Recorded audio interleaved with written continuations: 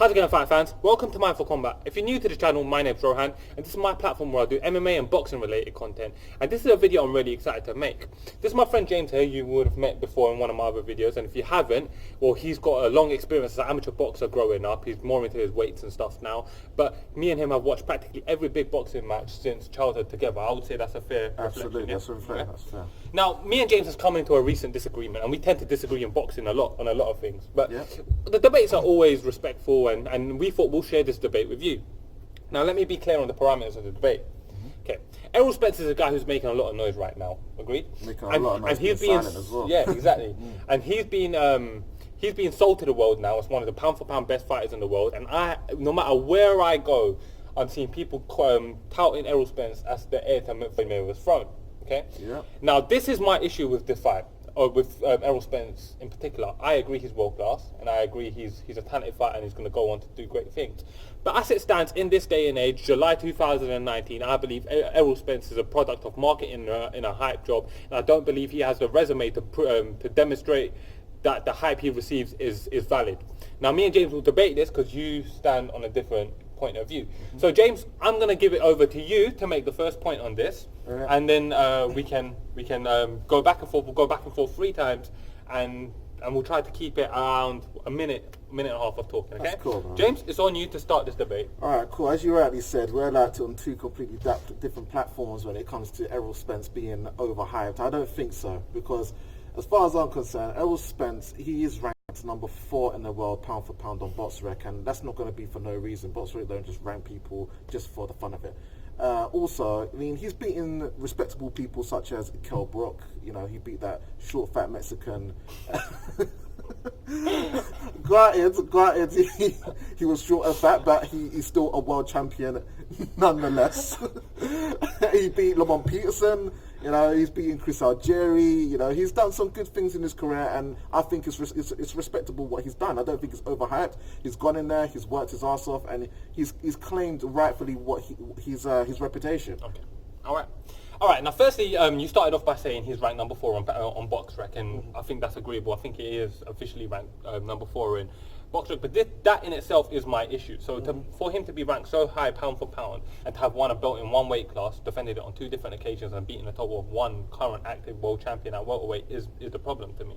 So now, when we're talking about the guys he had beaten, and you named a few guys off the top of your head there, so let's look at those wins a little more carefully. Okay, Kell Brook had his orbital bone fractured against GGG in that fight there, and he was 1 fight removed from that. Literally, his trainer and doctors were saying he probably should have a little longer up. Okay, he fought Chris Algieri, who was probably a one-hit wonder, won a world title once, lost it on his first defense, lost to Amir Khan and Manny Pacquiao prior to that, and was on a 1-fight win streak and over a nobody when he fought Errol Spence. Then you point to Lamont Peterson. Lamont Peterson being past his prime, agreeably he was past his prime, and he's a guy who has tested positive for steroids previously, and I believe that takes away a lot of credibility from someone's career and their achievements. His win over Amir Khan should flat out have been overturned. That was straight bullshit. But not getting into the politics of boxing, Lamont Peterson was also being drug tested for that fight, so I believe that hindered his performance. Straight up, I think he's a steroid cheat. And then we point to the short fat Mexican, as you say, let's be clear, we and you are both big fans of Mikey Garcia. Yeah, I am. Let's not undersell it. Let's not. I don't want no one who's watching this to think we don't respect Mikey Garcia as a competitor, because Mikey Garcia is a very talented, durable fighter. I think a lot of Mikey Garcia. He's a great fighter, and but that being said, he's a great fighter 2 weight classes below. The correct fight for him would have been to fight Vasil Lomachenko. So that being said, now we've pointed to 1 win on Errol Spence's record over a world champion. That world champion was coming off a loss, and world champion was coming off a loss, and because he was coming off a loss, and he had lost his momentum, had his eye broken, etc. So now we're looking. So now let me propose this to you. Okay, for him to be ranked number 4 pound for pound and have beaten 1 active world champion at welterweight, okay, above the likes of Naoya Inoue, who's a monster, above the likes of, you know, he is ranked above so many great fighters that are all ranked pretty damn high on the pound for pound ranking. How do you justify ranking him with 1 win there? Are you saying that the demonstrations that he's given in his performances against who he's beaten, as opposed to how he's beaten them, is what matter? I'll hand the floor to you. What I would say is Errol Spence has demonstrated that he's a very technical fighter. He's the type of guy who's going to be going to your head to body. You don't know where he's going to be coming. Yeah. He's quite ambiguous. Yeah. He's a very tricky fighter. He's very powerful. He's very skillful. Yes, he's not gone out there and beaten a ton of world champions. He's not. However, his skill set demonstrates to me as if he isn't being overhyped. You know, he's gone out there and he's made a lot of noise. He said that he wants to fight Keith Thurman. He said that he wants to fight Manny Pacquiao. He said that he wants to fight every and anybody in the welterweight division. However, there's nobody that is willing to fight him, and you can't really hold him accountable for that. Okay. All right. So I'm going to respond to that, and let's not get into the who ducked who too much here, and let's focus more on Errol Spence here. But I do want to make a point to that. He had the opportunity to fight Terence Crawford, but instead chose not to. He could have fought Terence Crawford. Now Terence Crawford was down to fight, and Terence Crawford has called him out. But I'm not someone that likes to say that anyone's ducked anyone, because we don't know what's going on behind the scenes. But I feel like he's had the opportunity to fight Terence Crawford, but the fight's not materialised. Now let's go back to Errol Spence in particular and his skill set and what he's done in the ring. I agree that he's demonstrated me a great skill set, and I'm not taking away anything from his world class or like world level talent. He's a world level talent, and he deserves to be chipping away at the rankings. But for him to be sold to me as one of the pound for pound best fighters, which he demonstratively isn't at this moment in time, by your own admission, you've said that he hasn't beaten tons and tons of world champion. Well, that's what a pound for pound fighter does. Yeah, okay? I agree. And now I'm gonna pass it to you to make your final point, and I will say to you, and I'm gonna ask you this question. What do you believe that he has done on his record specifically that demonstrates a top 4 pound for pound ranking over the likes of Naoya Inoue?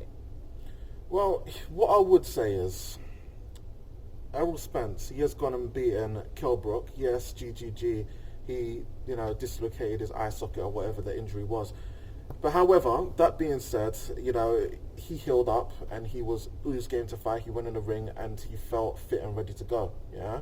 So that being said, Errol Spence got in the ring. He destroyed Kell Brook. Had a good, durable fight with him. Managed to take him out, and I think it was the 11th round. And Kell Brook is a formidable opponent. He's gone and beaten Sean Porter, who's now the WBC champion. He's a 2-time world champion at that too, and that's a very respectable win. So that within itself says that Errol Spence he's not overhyped. I think he deserves everything that he's been given right now. So you've pointed back to that same one win, and there's nothing else on his record. Well, he's beaten the likes of Lamont Peterson. He's beaten Chris Algieri. He's beaten Leonard Bondu. He's beaten quite a few people who isn't bad. The 42-year-old European. Yes, he may be 42, but you know what? He's demonstrated that he's got good punching power. It took Keith Thurman, 12 rounds to get him out of there. He couldn't even get him out of there. He had to go to decision. Whereas Errol Spence done it in half the time. He done it in 6 rounds. He's demonstrated very good punching power, and I think he's quite the fighter. Okay. Well, to me, my problem here is, and I feel like you're struggling to get past this glip, is that his record doesn't demonstrate he's one of the pound for pound. But then it's not his fault, because like I said, he's been called out lots of names and nobody will fight him. Hold on. Let's not get down that line, because then we can go back and forth on the Terence Crawford fight. He's had the opportunity to take that fight. He hasn't. But you know what? Let's not get hung up in that. Because that in itself could be a video in its own right. It could be a video in its own right. Let's not get hung up. I've got a lot to say about that, but yeah. Let's not get hung up on that, because he has chosen not to fight Crawford. For his own reasons. Yeah? For his own reasons, he didn't fight Crawford and he took another fight, but yeah. Against someone. who was that again?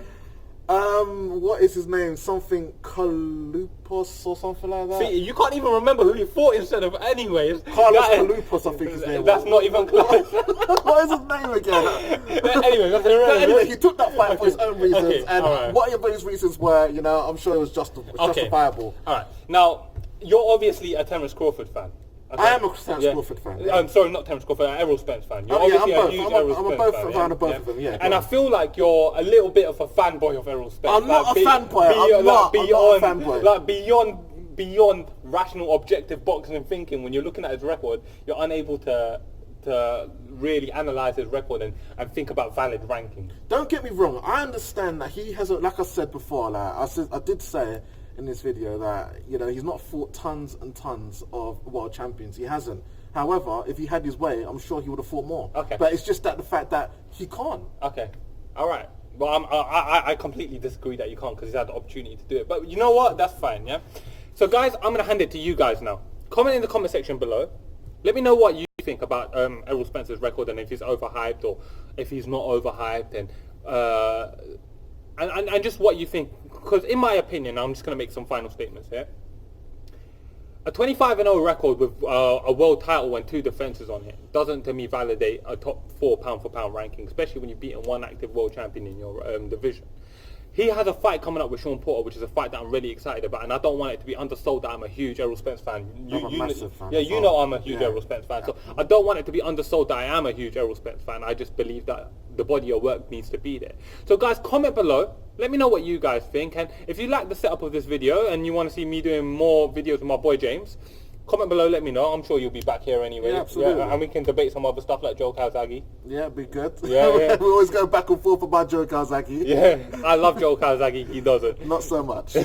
So that's another debate that we could have. And guys, let me know what you think. If you're new here, subscribe. Thank you for watching, guys. Mind for Combat. Thank you for being on, James. God.